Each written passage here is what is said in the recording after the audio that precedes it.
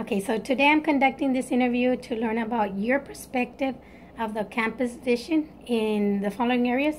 Number one is, how does a campus acknowledge, recognize, and celebrate those who implement strategies in support of the campus vision?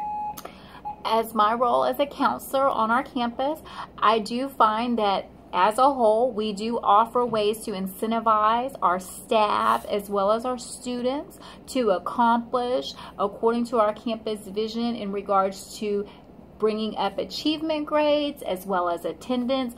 For example, our students and faculty have been recognized several times this year for high attendance. We've been recognized by the district, by our board. We've received certificates and acknowledgments because we have always had such high attendance this year. We do try to implement that with our staff as well. Obviously, we're very proud of our students, but our staff members are rewarded for coming to work. We offer different incentives like different opportunities for jeans passes, or they give out Sonic gift cards, or Chick-fil-A, different prize awards for participation and being on campus. Also, for an acknowledgement of supportive grades, working with different grade levels, especially now this would be more in regards to the testing grades, but they do offer some different things. For example, with 5th grade, they're working on for this last part of the year to really incorporate the students, trying to help them stay focused with the testing. So those teachers have been allowed to implement a program where they're giving different parties for the students who are making really good choices, and they get to do that on Friday. I know we have several teachers on campus when working with the students who they're making great choices. They have lunch with those students in the classroom. So there's a lot of different ways that on campus we're recognizing in support of not only the staff being able to have a great relationship with the students, but also incorporating different events with the families as well. We have several family nights each year on campus, and so we're working really hard to recognize if, for example, if staff members come to the family nights, they get different incentives for their attendance, and we're just really trying to build on that community value that we do recognize as important with our vision. Okay, so how are these contributions and achievements effectively communicated to the staff, students, and the community? Very good. For example, we work with our community for like attendance recognition of students and honor roll. They receive acknowledgments. For example, we have Sonic and Whataburger and Chick-fil-A and Texas Roadhouse. We have many different establishments in the town that have donated. They donate free meals or free burgers or different things to students who made honor roll and who have had perfect attendance. They also have given, and for teacher recognition, they have given certificates for like free tea or a free drink or a free appetizer and things of that nature that we're able to pass along from the community to our staff to really help with incentivizing everybody to do their best and meet our campus goal for attendance. And then again, as I said, some are for honor roll and grades. And they're a lot of times communicated either at faculty meetings or through email. A lot is communicated through email. And then, of course, when working with the students, the teachers are aware because the teachers are actually the ones that give out this year the different things that come each 6 weeks for the students who have done well. And again, those are coming from the community. Okay. Okay, number 3, how does a campus use innovative thinking, risk-taking, or failure as a learning experience to promote the campus vision?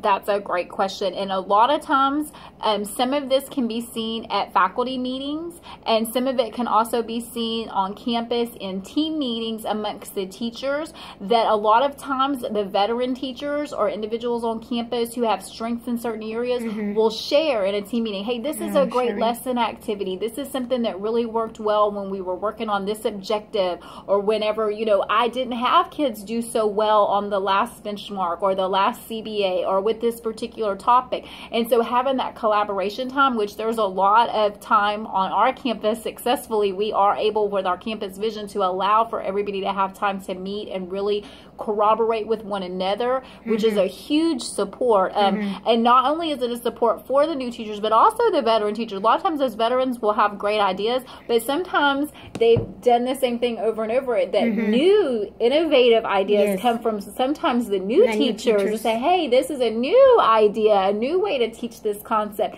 And so everybody kind of learns from each other to help with that campus vision for overall success, which is definitely helping the students to succeed, but it also is building our wealth within our staff, because they're having so many different ideas that they can utilize.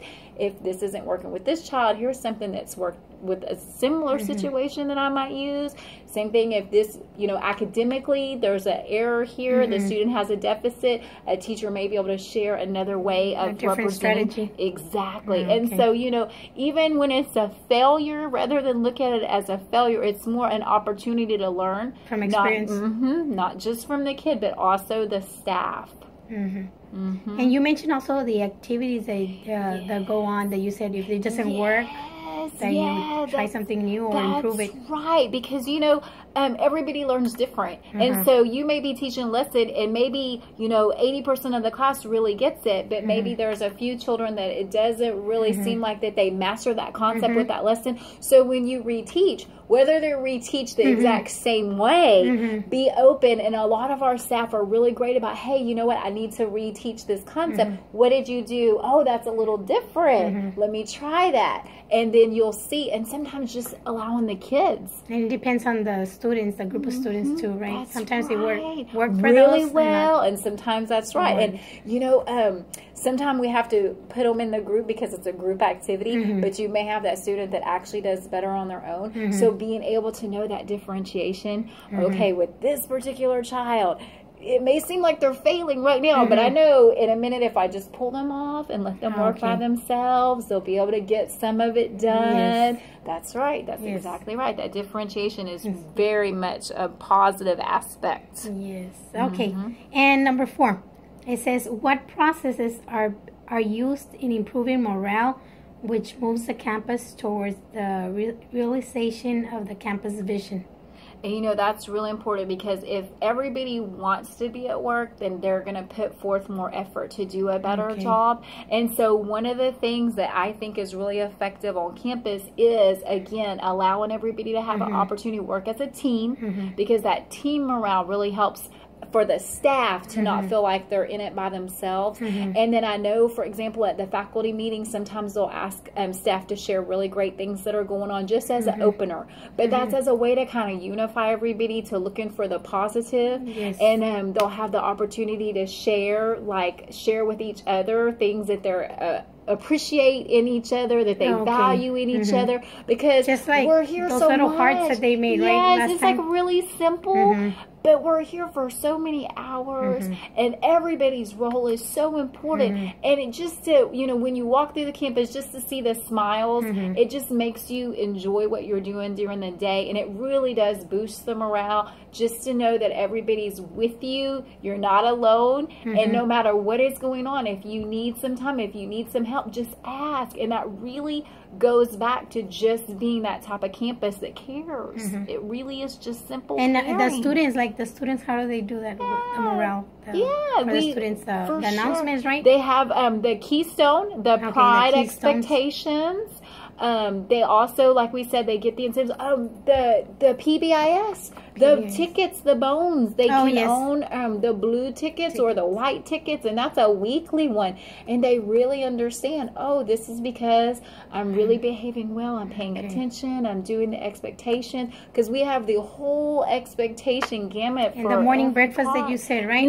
Yes, the monthly character breakfast, where you all get to nominate a student who's really shown the character trait of the month. A lot of ways to really boost the children's self-esteem and to help them understand that being respectful, being diligent, utilizing those strengths are important, because not only are they helping themselves, they're being role models for each other. And the same with us. Whenever we're talking kindly to one another in the home, we're building each other's morale. It's the same thing with the kids. They can build their own morale. That's right. Okay. Well, I guess this is the last question, and well, thank you. And it's going to give me a good idea where we are in the vision and the implementation. Oh, baby, you did so good. So what are you working on?